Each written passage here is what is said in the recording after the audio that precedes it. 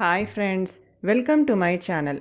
ఇప్పుడు నేను చదివి వినిపించబే చందమామ కథ పేరు ఇద్దరు మూర్ఖులు.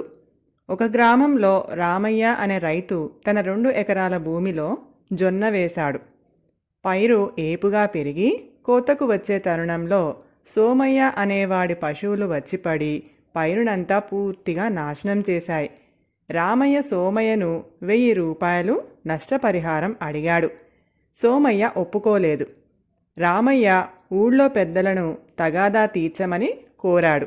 ఊరి పెద్దలు రామయ్య తన పొలానికి కంచె వేయక కనీసం కాపలా అయినా పెట్టకపోవటం అతని తప్పని, తన పశువులను అదుపులో పెట్టకపోవటం సోమయ్య తప్పని, అందుచేత సోమయ్య సగం పరిహారం అంటే 500 ఇయ్యాలని తీర్పు చెప్పారు.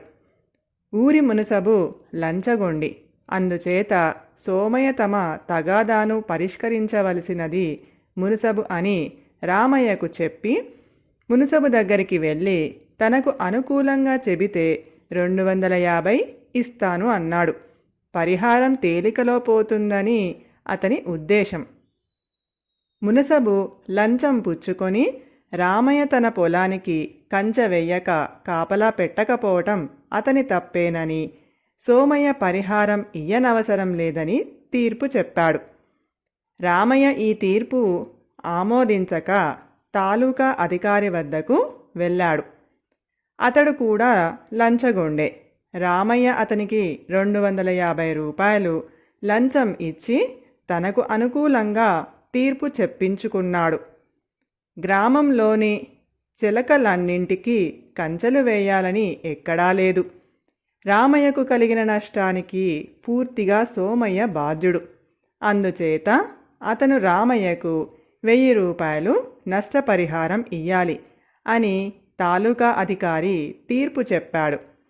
సోమయ్య జిల్లా అధికారి వద్దకు వెళ్ళాడు. అతడు కూడా లంచగొండే.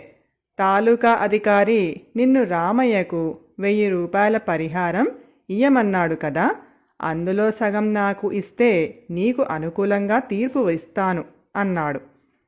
500 లంచం ఇచ్చినా తనకు 250 లాభమే అనుకొని సోమయ్య జిల్లా అధికారికి 500 ఇచ్చుకున్నాడు.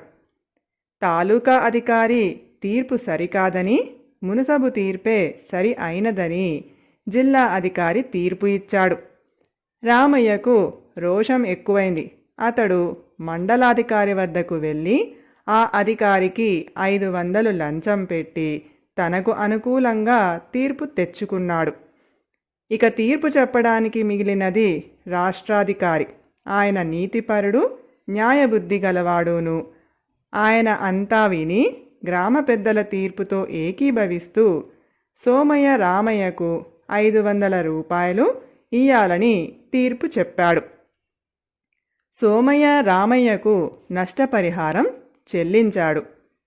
రామయ్య సోమయ్య ఇంటికి తిరిగి వస్తూ తాము గ్రామ పెద్దల తీర్పు ఆమోదించనందుకు కలిగిన నష్టాన్ని లెక్కించారు. ఒక్కొక్కరికి 750 రూపాయల నష్టము, శ్రమ కలిగినట్టు తేలింది. అందుకు కారణం వాళ్ళ మూర్ఖత్వము, లంచగొండులకు ఆశ్రయించటమును. కథ సమాప్తం.